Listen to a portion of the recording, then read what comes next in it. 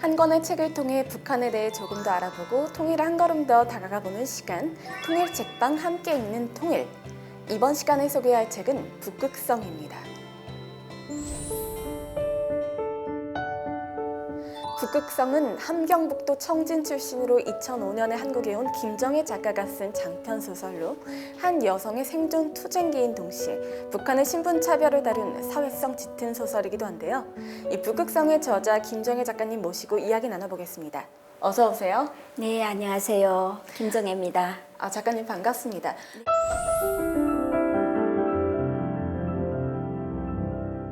작가님을 소개할 때면 언제나 붙는 수식어가 바로 탈북 1호 등단 작가라는 말인데요. 한국에 오셔서 한국 문예지를 통해 등단하신 거죠?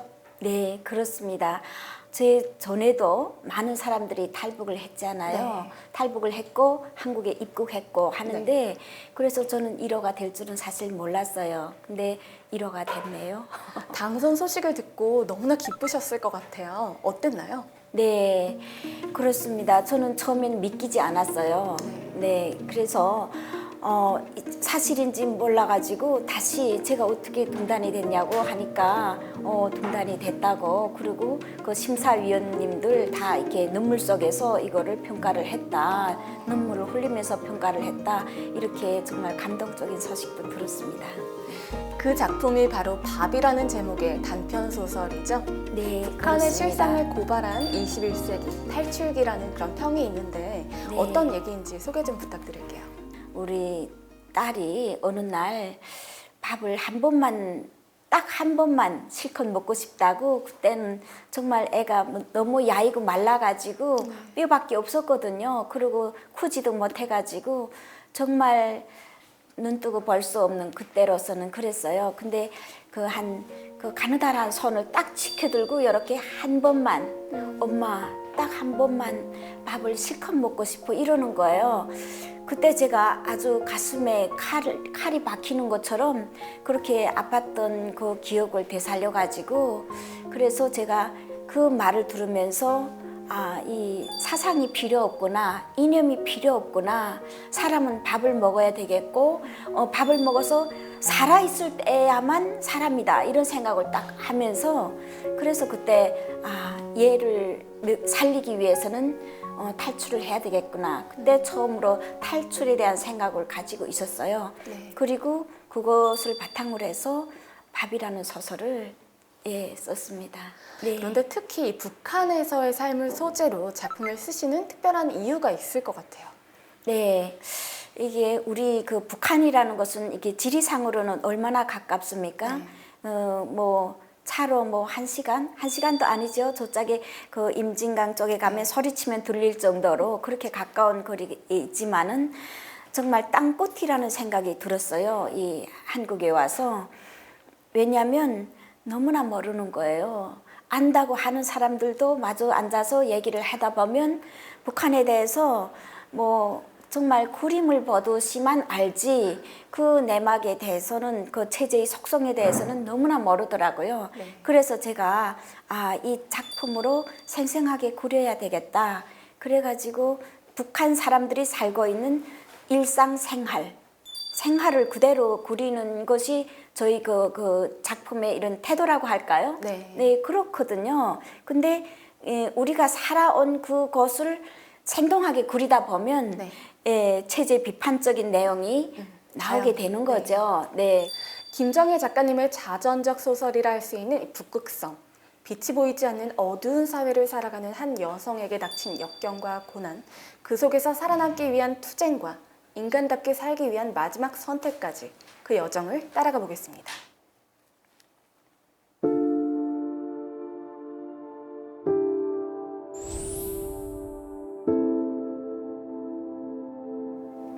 북극성은 3개의 장으로 이야기가 구성되어 있는데요.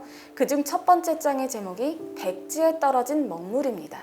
이야기는 평양미술대학 입학을 꿈꾸던 16살 소녀 진주가 인생의 첫 번째 좌절을 맞는 것으로 시작되는데 그 배경이 출신 성분이죠. 네, 그렇습니다. 어느 날 제가 제조사, 우리 그 집에서 제조사에 걸려가지고 갑자기 그 월남자가 된 거예요. 근데 월남자라는 것은 그 여기를 말하면 어린이집 교사도 할 수가 없는 거예요. 근데 제가 어린이집 교사도 할 수 없는 그런 처지에 빠지게 된 거예요. 아무것도 아닌 순수한 사람한테 이런 검은 먹물이 뚝 떨어진 것처럼 이렇게 어점이 남겨졌다. 그 재조사를 통해서 그런 겁니다.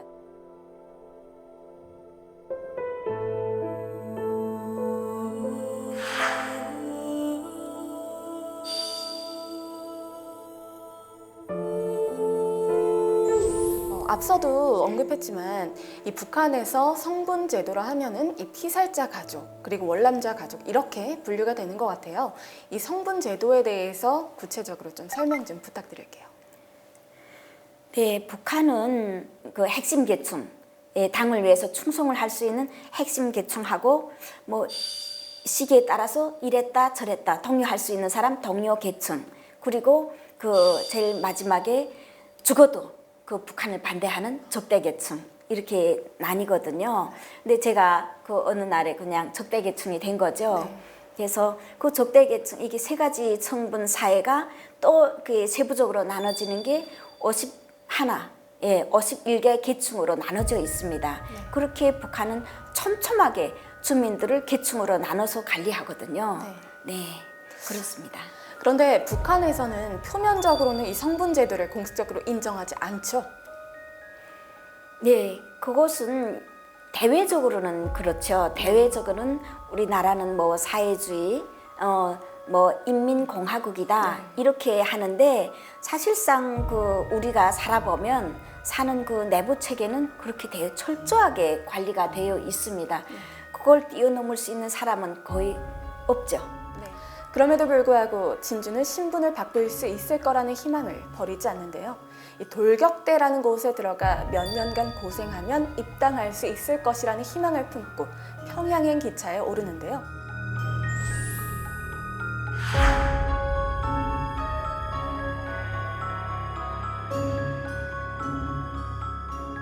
이 돌격대라는 곳이 어떤 곳인지 구체적으로 설명 부탁드릴게요. 네, 돌격대라는 것은 북한에서 진행되는 그 공공건설 그런 데는 누구나 가기 싫어하니까 국가에서 그 강제적으로 그리고 젊은 청년들을 뽑아서 그러니까 군대에 뽑고 나머지 청년들은 돌격대에 뽑는 겁니다. 그래서 강제 노동이나 같은 그런 현장인 거죠. 이 돌격대 내부에서의 생활도 참 쉽지가 않았죠. 그러던 중에 이 돌격대 소대장인 용식과 만나게 되는데 이 용식과의 만남이 그 이후의 파국의 씨앗이 되죠. 네, 그렇습니다. 그러니까 진주는 계속해서 자기의 그 이전은 성분이 그렇게 바닥에 있으니까 어떻게 하면 나는 그 당원이 될 것인가? 그렇지만 현장에 가보니까 당원이 되는 것은 정말 너무나 어려운 일이었어요.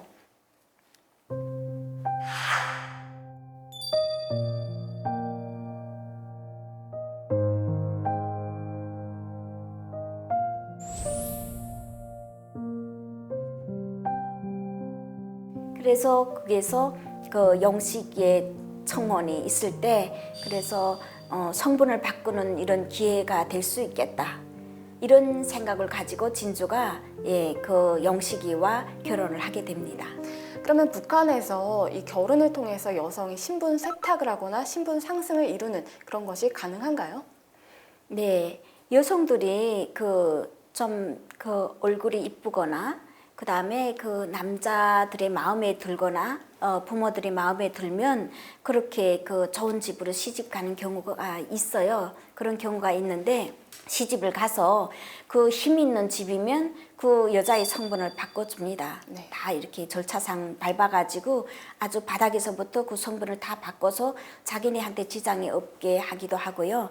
그 다음에 또 이렇게 그 소설 속의 영식이처럼 그 진주가 이렇게 좋은 집으로 시집 가면 그 자식들은 아버지가 당원이고 아버지가 그 할아버지가 김일성을 만난 접견자 집이기 때문에 그 영향이 많이 약화되는 거죠. 월남자 가족의 영향이 그죠. 많이 약화되는 거죠. 사실상 진주는 그 농촌에라든가 이런 그 영식의 우향을 따를 생각은 없었어요.